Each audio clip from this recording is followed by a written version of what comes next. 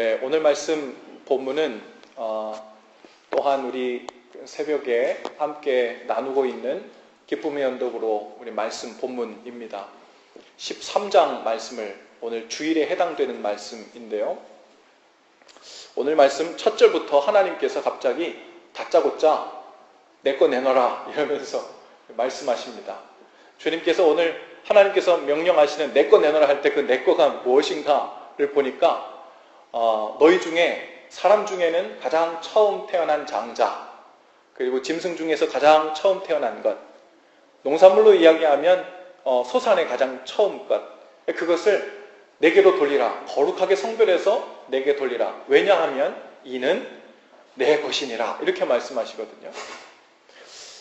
이것이 지금 어떤 배경에서 나온 이야기인가를 먼저 알아야 하는데요. 어제 우리 새벽기도 말씀을 들으신 분들은 어느 정도 이해가 될 것 같습니다. 오늘 이야기의 배경은 바로 유월절에 관한 이야기예요. 오늘 우리가 찬양 중에 유월절 나오는 찬양 불렀죠. 유월절 어린 양의 피로 내 삶의 문이 열렸네. 유월절 어린 양, 그분이 무엇인가, 누구신가, 그것에 관한 이야기가 오늘 하나님께서 내 것을 거룩히 성별하여 내게 돌리라 라고 말씀하시는 것의 배경이 되고 있습니다. 잘 아시는 것처럼 바로가 하나님의 명령인 이스라엘 백성들을 이제 내보내라고, 출애굽시키라고, 가나안 땅으로 이제 이끌어내라고 하시는 그 명령에 불순종하죠. 그리고 마음을 강팍하게 하고 굳어지게 해서 그 말을 듣지 않습니다. 그래서 하나님께서 모세와 아론을 통해 10가지 재앙을 내보내시죠. 그리고 그 재앙 중에 맨 마지막 10번째 재앙이 무엇이냐면 바로 온 지역에 있는 처음 난 장자들, 짐승이면 처음 난 새끼들, 그 모든 것들이 하루 저녁에 모두 다 숨을 거두는 거예요. 다 죽게 되는 재앙이었습니다. 9가지의 재앙이 앞에 무섭게 내리는데도 그 마음을 견고하게 하고 마음이 굳어져서 하나님의 말씀에 순종치 않으니까요. 하나님께서 이제 10번째 재앙으로 가장 처음 난 것들을 그날 저녁에 다 숨을 거두어 가시겠다고 합니다. 하지만 하나님의 말씀을 믿고 순종하고 그 말씀을 아는 사람들에게는 살 수 있는 길을 열어주셨어요. 그것이 무엇이냐면 바로 1년 된 수컷 어린 양을 잡아서 그 피를 문지방, 문설주에 다 바르라 그랬어요. 그러면 죽음의 사자가 오늘 저녁에 다 집집마다 다닐 때 그 문지방에 그 어린 양의 피가 발라져 있는 집을 보고는 넘어갈 것이다. 패스 오버 할 것이다. 그렇게 말씀하십니다. 그것이 약속이 되어서 그 말씀을 순종하며 따랐던 모든 이스라엘 백성들, 그들 집안에는 장자가 죽거나 처음 난 짐승들이 죽거나 하는 일이 벌어지지 않았죠. 어쩌면 그것이 소문으로 퍼져서 애국 나라의 사람들 중에도 벌써 9가지 재앙을 겪어봤으니까 다 바로와 같이 마음이 굳어진 게 아니거든요. 어떤 사람들은 이거 하나님 무서운 분인데 저 바로 왕 왜 끝까지 이렇게 고집을 부리고 우리 이렇게 괴롭게 하는 거야 하는 사람들이 분명히 있었을 거라고요.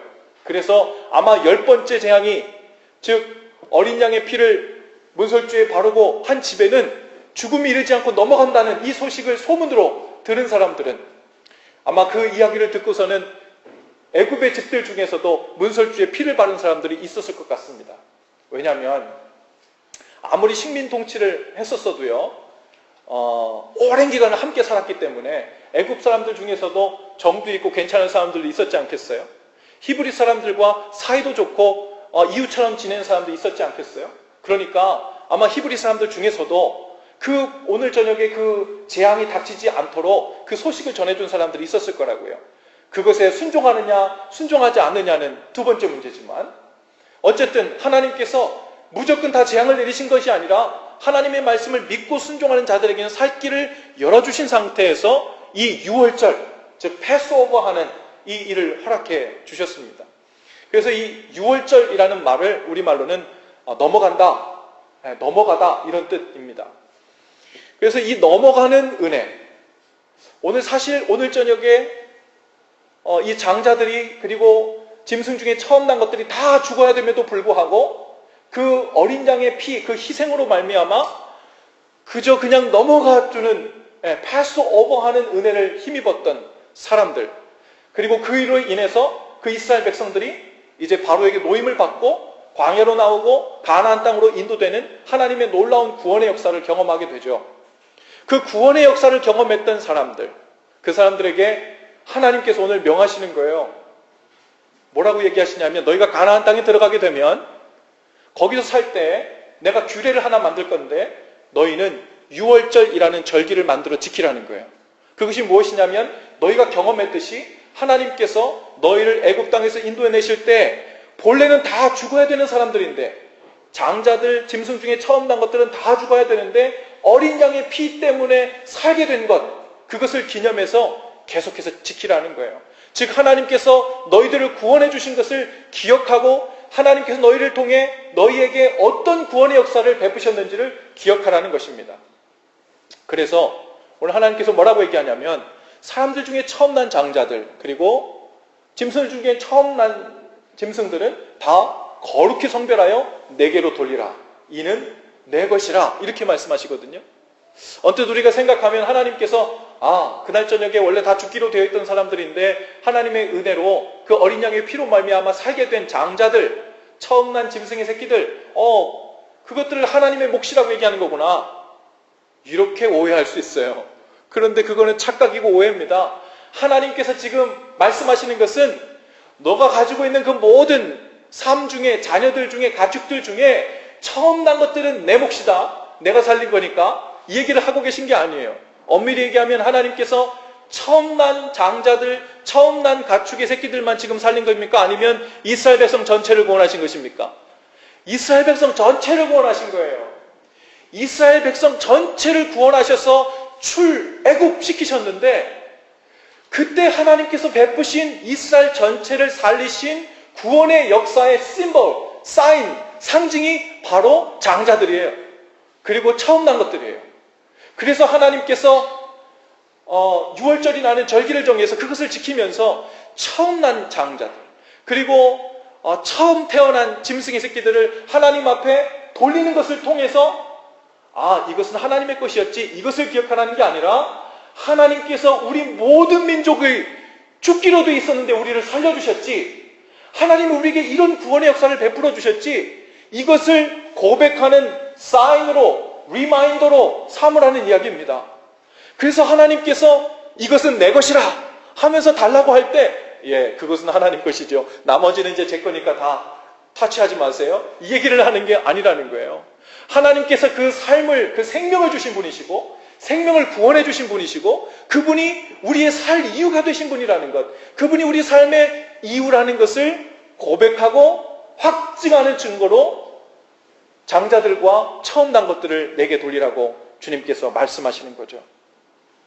유월절을 정하셨는데 그 유월절 중에서 하나님께서 정하신 규칙들 중에 하나는 무엇이냐면 그 절기가 시작되는 일주일 동안 무교병을 먹으라는 겁니다. 병자가 떡병자입니다. 그러니까 무교병이라는 말은 무엇이냐면 누룩이 들어가지 않은 떡이에요. 이스트가 들어가지 않은 떡. 이스트를 넣어서 누룩을 넣어서 불리지 않고 숙성시키지 않은 떡. 그러니까 맛도 없고 딱딱하고 쫄깃쫄깃하지도 않고 그렇습니다. 근데 그것을 먹으라는 거예요. 얼마간요? 일주일 동안. 쉽지 않은 일이죠. 더군다나 가나안 땅에서 태어나서 풍족한 먹을 것 많은 세상에서 태어난 2세, 3세 이스라엘 백성들이 맛있는 음식 두고서 일주일 동안 이스트도 들어가지 않은 맛있게 숙성도 안 된 떡을 일주일 동안 먹으려니까 이게 너무 맛이 없는 거예요. 그래서 아마 그 자녀들이 이렇게 묻겠죠.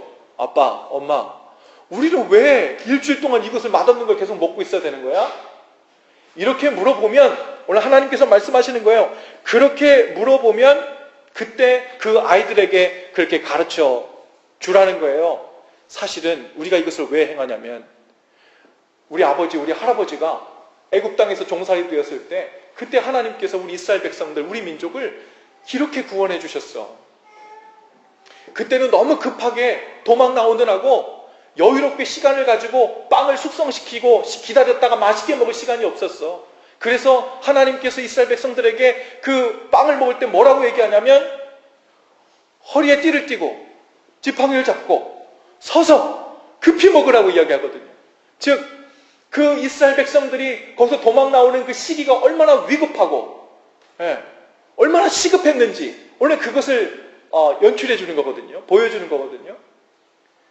무교병을 일주일 동안 먹으면서 너의 자녀들이 왜 이것을 먹었냐고 물으면 그때야말로 하나님이 우리 온 민족에게 어떤 구원의 역사를 베푸셨는지, 하나님이 우리를 살리시고 이 가나안 땅을 인도해 주셨기 때문에 우리가 여기서 오늘 살게 되었다는 하나님의 사랑과 은혜와 돌보심, 그리고 우리가 그분의 법과 뜻에 순종하여 사는 것이 하나님의 뜻이라는 것을 가르치라는 말이에요. 이스라엘 백성들은요, 또 하나 하나님께서 이스라엘 백성들에게 6월절에 지키게 하신 건 무엇이냐면 7절에 보면요, 무교병, 즉 누룩이 들어가 있는 빵을 먹는 동안에 누룩이 들어간 빵은 곁에 두지도 말고 누룩이 들어간 음식은 보지도 않게 하라고 그렇게 말씀하십니다. 오늘 이 일을 이스라엘 백성들은요, 유대인들은 지금까지도 지키고 있습니다. 지금까지도. 제가 지금 있는 집에 이사하기 전에 작년 6월에 이사했는데 그 이전에 살 때 에반스톤에 살았거든요. 에반스톤하고 스코키 시리 그 중간 지역에 살았어요. 거기에는 유대인들이 아주 많이 삽니다. 그래서 제가 살던 집, 앞집의 옆집, 그리고 저희 오른쪽에 있는 이웃집이 세 집이 다 랍비들 집이었어요. 유대인 랍비들. 그러니까 우리 교회로 말하면 그 목사님 집이었어요. 그 회당을 담당하는 목사님들, 그 유대교회. 그러니까 거기 보니까 거기는 아이들도 참 많아요. 한 집은 아이들이 10명, 한 집은 아이들이 9명, 한 집은 아이들이 7명. 그래서 아이들이 쏟아져 나와서 막 놀기 시작하면 동네가 떠나갑니다. 거기 집에서 함께 그렇게 살다가, 함께 살았는데, 그래서 새벽에, 새벽 기도를 하려고 이제 옷을 정장을 입고 이렇게 하고 새벽에 이제 나오면은 그 앞집에서도 랍비가 검은 정장에 모자를 쓰고서는 밴을 끌고서는 나옵니다. 같이. 아마 거기 새벽 차량 운행하나 봐요. 그래서 둘이 나오면 사이 인사하면서 저는 교회로 오고 아마 거기는 회당으로 갔을 것 같아요. 근데 거기에서 어느 하루는 저희 집을 문을 똑똑 두드려요. 가보니까 그 랍비예요. 앞집에 사는. 자기에게 좀 도와줄 일이 좋겠대요. 좀 도와줄 수 있냐고 그래요. 그래서 sure. 그래서는 이제 집에 가봤더니 집에 가서 딱 앉으니까요. 글쎄 그 랍비들하고 온 집안 식구들이 그 앞에 다 모이는 거예요. 저를 한가운데 앉히고. 그리고서는 뭘 부탁하냐면 이제 곧 6월절 절기가 시작된대요. 6월절 절기가 시작되는데 우리는 법적으로 이 누룩이 들어간 이 음식들을 집에 둘 수 없고 소유하지 못하게 돼 있대요. 그래서 그런데 이게 every year 해야 되니까 그때마다 이 누룩이 들어간 음식을 다 모아가지고 없애고 눈에 보이지 않게 이게 하는 게 너무 힘드니까 점점 이게 간소화됐나 봅니다. 그래서 저에게 뭘 부탁하냐면 갔더니 이렇게 두꺼운 문건을 하나 꺼냅니다. 그게 뭔가 했더니 낫장 한 장마다 그 회당에 나오는 유대인 성도들 있죠? 그분의 집에 있는 누룩이 들어간 음식 리스트예요. 그 리스트를 쭉 적은 거, 그리고는 자기 이름을 딱 하고 사인한 거, 그 문건을, 두꺼운 문건을 이렇게 꺼내는 거예요. 그러면서 내가 회당에서 랍비인데 우리 회당에 있는 우리 사람들이 다 자기 집에 있는 누룩이 들어간 음식들 리스트를 이렇게 가져왔다는 거예요. 그러니까 내가 부탁하고 싶은 건 뭐냐면 당신이 이 문건에 있는 모든 것을 법적으로 우리에게서 샀으면 좋겠다고. 법적으로. 그러니까 그들의 음식은 다 각자의 집에 있어요. 그런데 법적으로만 그들의 소유가 아니라 제 소유가 되는 겁니다. 얼마간요? 일주일 동안. 그리고 일주일 후에 다시 자기들에게 되팔아 달라는 거예요. 예. 그래서 제가 그 집에 딱 들어가는데 그 앞집 꼬맹이가 저한테 앞에 오면서 This is gift for you. 그리고서는 저에게 선물을 준대 보니까 $20 빌이에요. $20짜리를 저에게 딱 손에 쥐어주면서 이게 뭐냐 그랬더니 그냥 기프트래. 그러면서 너가 이것을 가지고 오늘 우리가 할 거에 대해서 그걸로 사도 되고 안 사도 되고 저에게 달려있다는 거예요. 그런데 그걸로 사도 되고 그러는 거예요. 그러니까 사실 거기 문건이 있는 그 양이 얼마나 많겠어요. 수천 불, 수만 불로 해도 될 양인데 사실은 $20에 그냥 그 모든 것을 자기들이 헐값에 파는 걸로 하자는 거죠. 거기에 사인을 하고 진짜 법적 문건을 저에게 다 줍니다.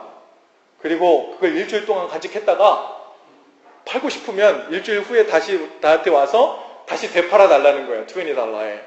예.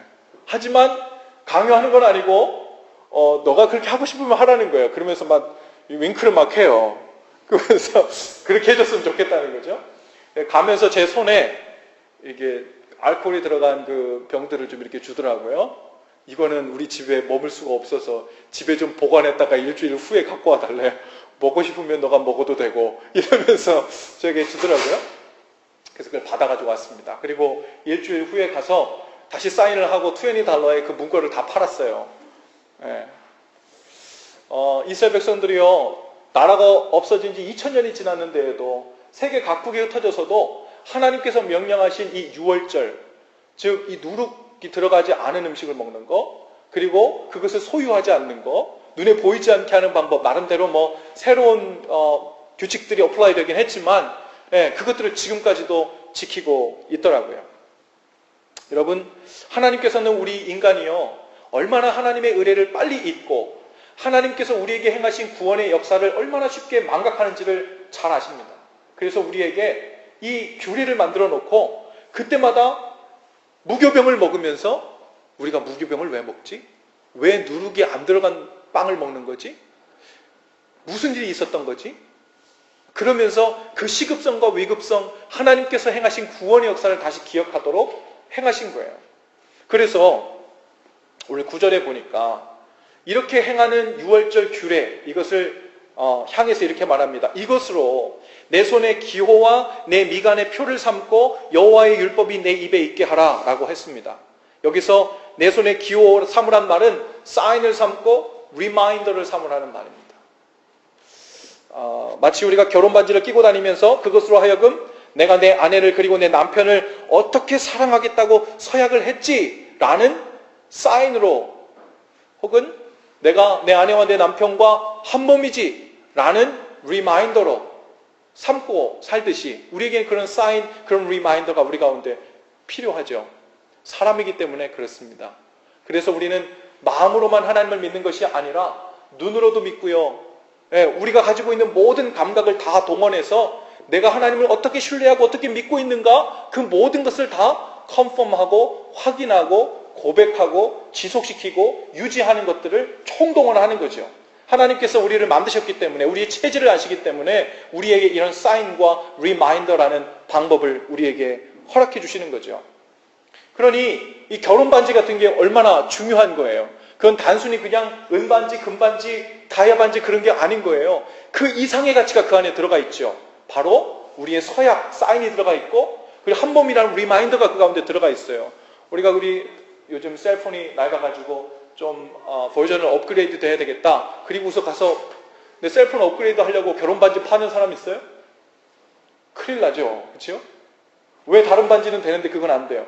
그것은 바로 그 두 사람의 언약이 들어가 있고 사인이 들어가 있고 그 서약과 또 하나 되었다는 리마인더의 상징이기 때문에 그렇습니다. 그래서 우리는 결혼 반지를 그렇게 간직하고 또 보면서 나아가는 것 아닙니까? 여러분, 우리에게도 그런 사인과 리마인더가 우리 신앙생활에도 필요한 거예요. 무엇에 관한 사인이고 리마인더인가? 하나님께서 예수 그리스도를 통해 우리에게 보여주신 사랑에 대한 리마인더, 또 그 예수님의 생명과 삶의 주인이시라는 사실에 대한 사인, 리마인더. 여러분, 사람들은 구약 성경에서 있었던 이 유월절 혹은 하나님께서 만든 이 규례에 대한 사인과 리마인더가 다 폐지되고 이제 신약 시대니까, 신약 시대를 넘어서 현대 시대는 그것이 적용되지 않는다 이야기하지만 틀린 이야기입니다. 제 얘기는 율법적, 문법적인 전술을 이야기하는 것이 아니에요. 그들이 하나님께서 구원해 주신 그 출애굽의 사건을 기억하면서 무교병을 먹으면서 리마인더를 삼고 사인을 삼았듯이 신약 시대에 와서 우리에게 주신 하나님의 어린 양, 즉 유월절 어린 양은 누구십니까? 예수 그리스도시죠.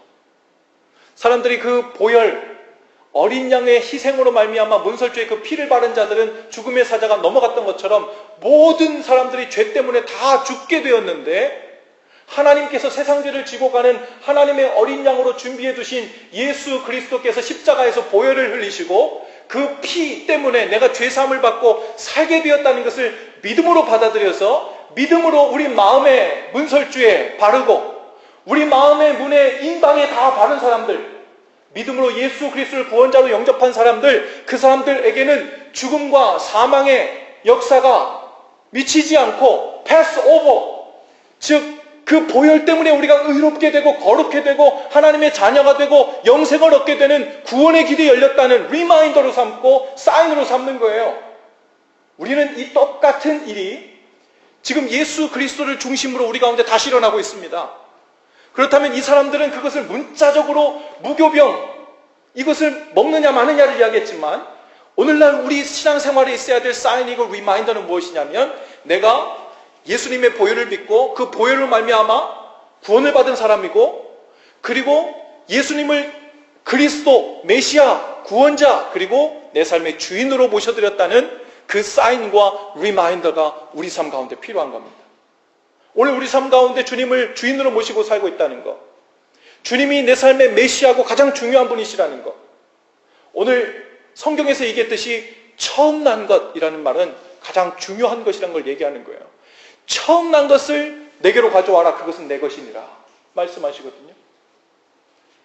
오늘 여러분께 가장 중요한 것, 그리고 그 처음 난 것, 그것을 가지고 내가 예수 그리스도가 내 삶의 구원자시고 내 삶의 주인이시라는 것을 어떻게 눈에 보이는 방법으로 내 삶에서 사인을 삼고 표를 삼고 리마인더를 삼고 있는가, 그것이 우리 가운데 있어야 된다는 거예요.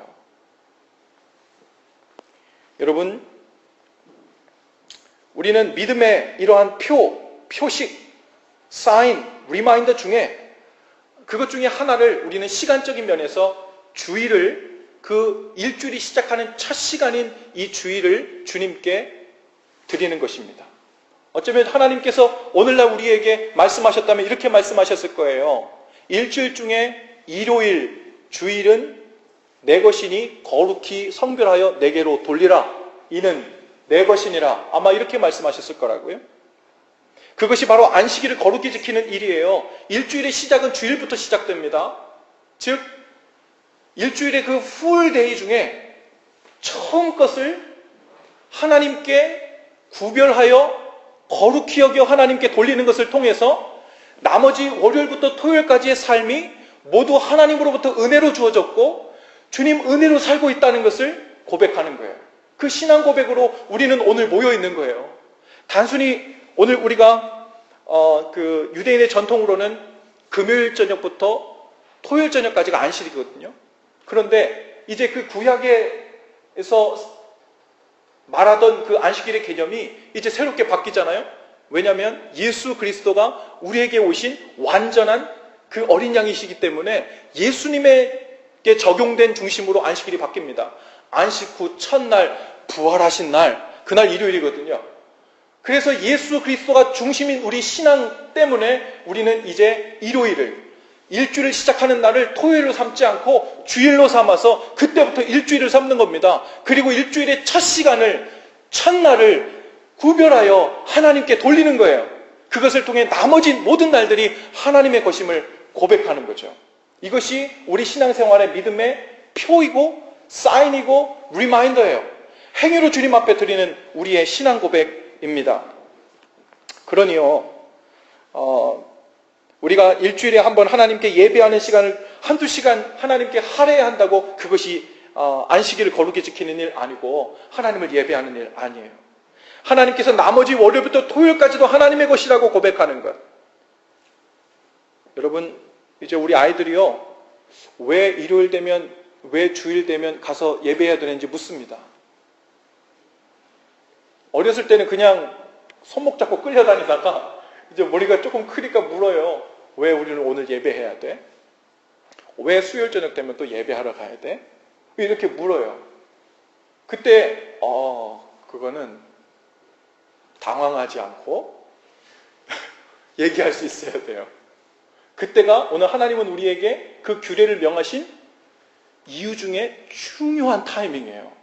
그때 바로 예수 그리스도와 하나님 때문에 우리가 구원받고 살고 있다는 복음을 전할 기회라는 거예요. 그것 때문에 첫 것을 하나님께 드리는 규례를 우리에게 행하라고 그러거든요. 그래. 그 일주일에 한 번은 하나님 예배해야 되지 않겠어? 이렇게 얘기하면 안 되잖아요. 나머지 모든 주신 날이 하나님의 것이기 때문에 시간적인 면에서 가장 첫날, 가장 처음 것을 하나님께 드림으로 나머지 모든 것이 하나님 것임을 고백하기 위해서 우리는 안식일날, 주일날 우리 다 같이 모여서 예배하고 봉사도 하고 함께 교회가 모여서 주님의 일을 하는 거야. 왜 그런지 알아? 왜 주일날 예배하는 줄 알아? 그날은 우리의 구원자이신 예수님께서 죽음의 권세를 이기시고 사망의 권세를 이기시고 다시 살아나신 날이야. 그날 우리는 새 세상이 열린 거야. 우리에게는 영생이 임했고 우리는 이제 새로운 구원에 완전히 새롭게 된 피조물로 완성되는 그날이야. 얼마나 중요한 날인지 몰라. 아이들이 물어볼 때마다 얘기해주고 그것을 통해 하나님께서 말씀하신 그 규례의 의미를 하나님께 소개할 수 있기를 바랍니다. 그러니요, 주일에 예배하는 일은 단순히 율법적이어서는 안 되겠죠. 하나님의 은혜와 사랑을 향한 영적인 사인이고 리마인더가 되어야 합니다. 여러분, 우리가 그러니 이 주일 예배를 얼마나 소중히 여겨야 되겠어요? 우리가 이 주일 예배 여러 사정들도 있겠지만 예배에 자꾸 늦게 되고 제 시간에 함께 하나님을 예배하지 못하는 모습이 우리 가운데 보여지기 시작하면요, 하나님께 일주일을 하나님께서 주신 시간으로 살아가는 이 첫 시간을 하나님 앞에 그 마음으로 드리고 있는 거랑 똑같은 거예요. 그러니 이것은 단순히 예배에 조금 늦는 게 아니라 내 삶 전체가 하나님의 소유이고 하나님을 위해 살고 있다는 그 고백을 이런 식으로 하고 있다는 표현이거든요.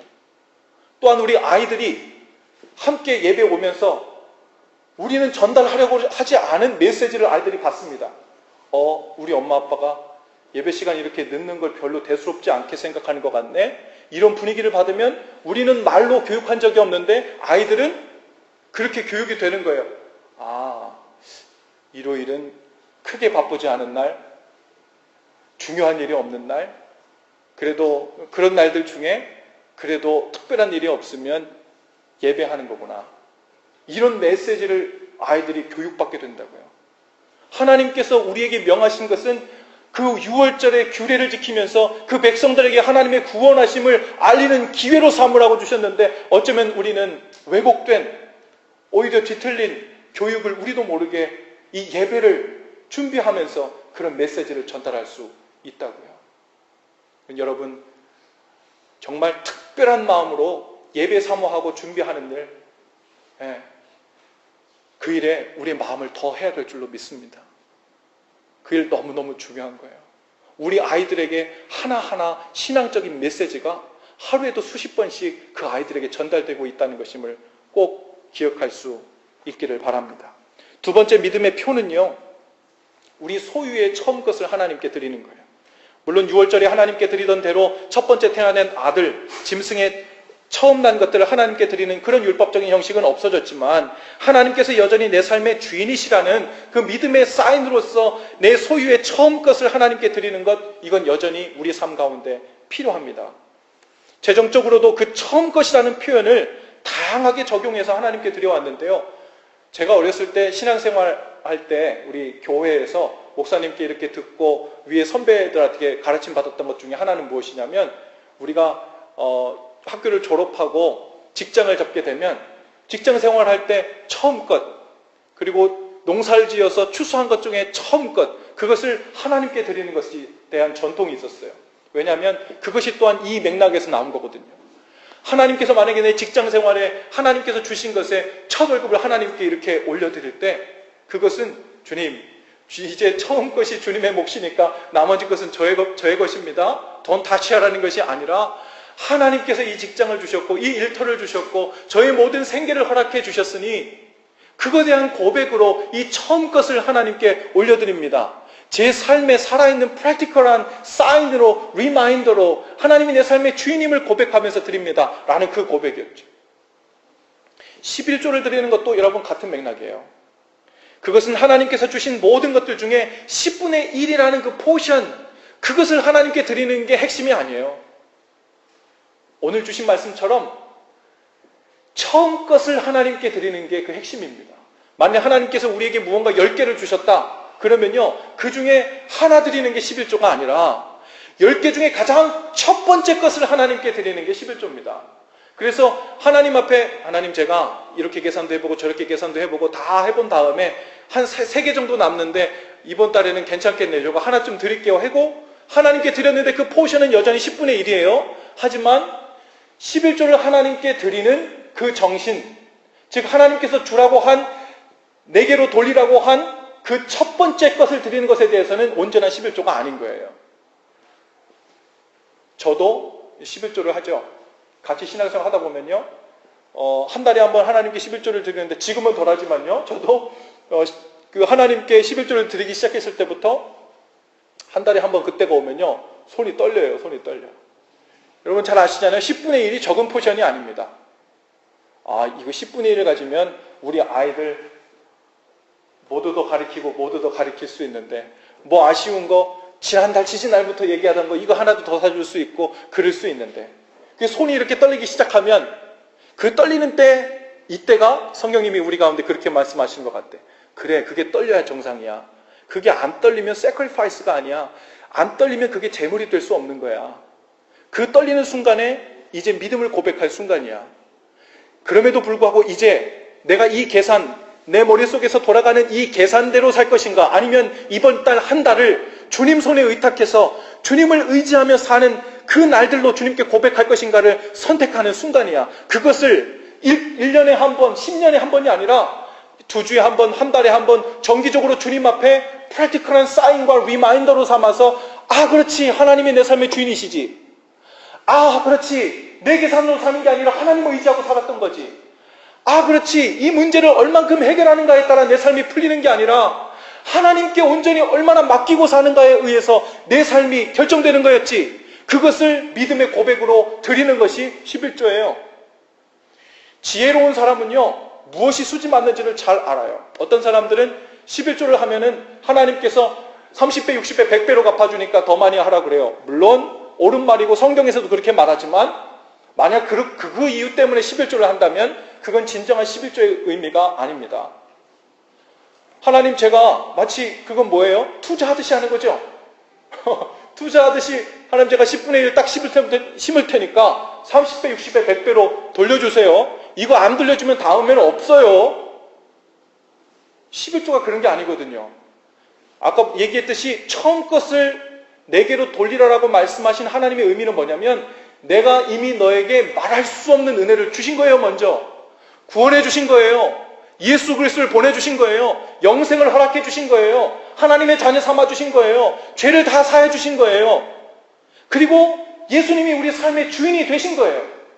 그거에 대한 고백과 감사로 처음 것을 하나님께 드리는 것이 11조예요. 그리고 동시에 하나님께서 여전히 제 삶의 주인이심을 이렇게 고백합니다 라고 하나님을 의지하며 손을 벌리는 자에게, 그래, 이번 달에도 여전히 내가 너를 인도하고 책임지고 너를 택해 주는 삶으로 내가 나아가지. 그것을 하나님께서 해주시는 거예요. 우리의 삶 가운데요, 어떤 포션의 재물을 가지고, 어떤 포션의 우리 삶의 달란트를 가지고 해결할 수 있는 문제들이 있습니다. 하나님, 제 삶에요, 한 5개 정도 작은 짜잘한 문제들이 있어요. 요거 가지면은 요 문제 해결하고 제 삶이 좀 편안해지고 펴질 것 같습니다. 이런 계산으로 우리는 살 수 있지만, 하나님께서 우리에게 11조를 통해서 도전하시는 건 뭐냐면, 그 문제를 해결해서 네 인생이 행복해지는 사람이냐, 아니면 그 문제를 나에게 다 맡기는 것을 통해 너는 자유를 얻는 사람이냐. 이것을 고백하고 선택하고 확인하는 것이 바로 11조라는 거예요. 하나님께서 우리에게 그것을 명하시는 것입니다. 지혜로운 사람은요, 그것을 가지고 몇 가지 문제를 해결해서 인생이 조금 더 편해지는 것보다 하나님을 온전히 의지함으로 하나님께서 우리의 삶의 문제들을 다 테이크해 주시는 것으로 온전히 내어 맡긴 상태에서 어떤 문제가 일어나도, 이제 5가지든 10가지든 50가지든 100가지든 하나님께 맡겨진 상태에서 그 평안의 삶, 자유한 삶, 주님께 맡겨지고 주님을 주인으로 삼고 사는 삶, 그 삶을 선택하는 것을 주님께서 도전하시는 거예요.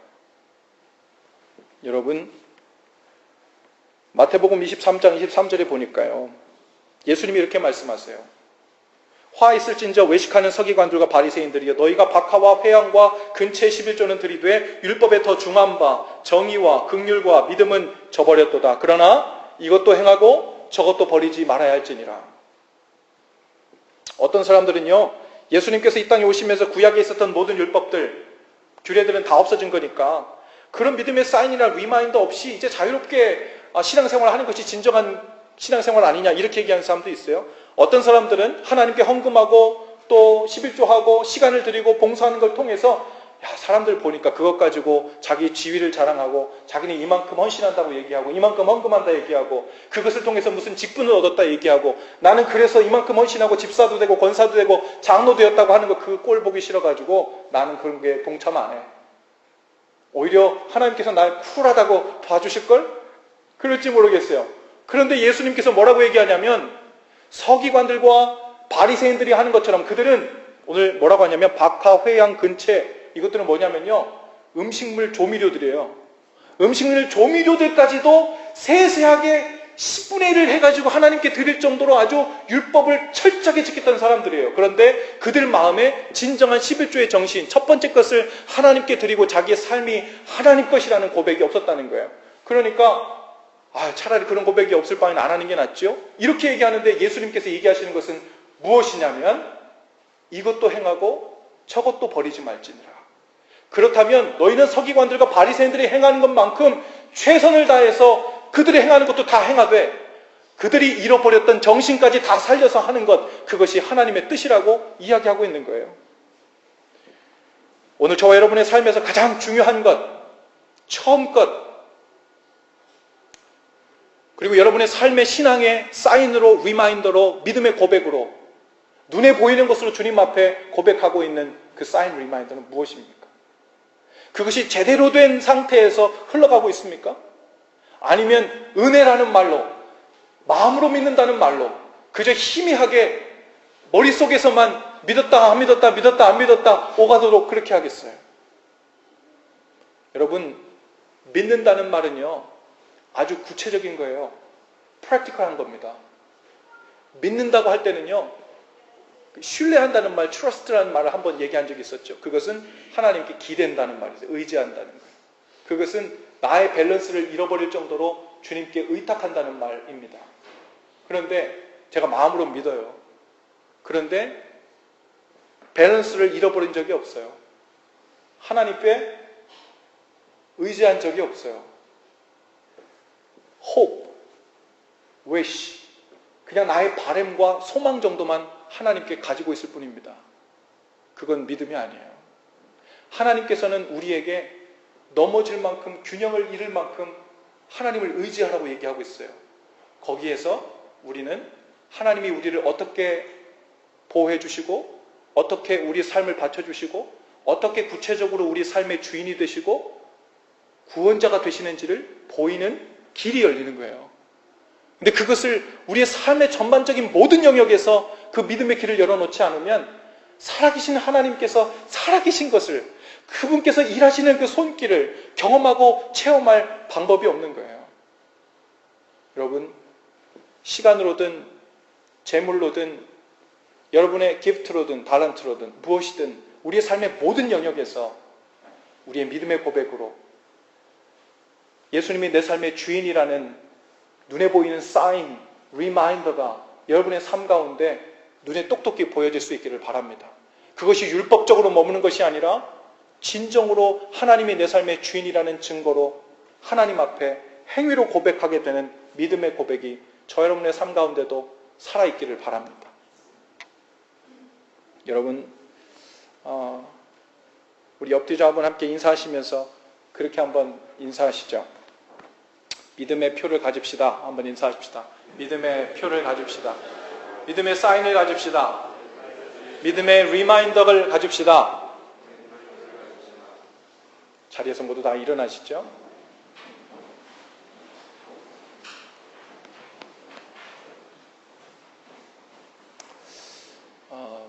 여러분의 삶 가운데 여러분이 하나님을 생각할 때 정기적으로 행하는 마치 무교병을 먹는 것 같은 고난과 어려움의 일들이 우리 삶 가운데 있어야 합니다. 그것이 우리 신앙적인 고백의 툴로 나타나야 되죠. 그때마다 그렇지. 하나님이 내 삶의 주인이셨지. 그렇지. 나는 하나님을 의지하고 사는 사람이었지. 그렇지. 나는 문제 이거 몇 개 해결하는 것으로 신앙생활 잘하고 복받았다라고 말하고 사는 사람 아니었지. 이 고백이 우리 가운데 있게 되길 바라요. 우리 헌신 기도를 한 목소리로 주님 앞에 드리겠습니다. 주님, 제 삶에도 주님이 제 삶의 주인이시고 생명이시라는 믿음의 표가 있기를 원합니다. 삶의 모든 영역에서 가장 처음 것을 주님 앞에 드려 주님이 제 삶의 가장 첫 자리에 계신 분이심을 삶으로 고백하게 하옵소서. 예수님의 이름으로 기도합니다. 아멘.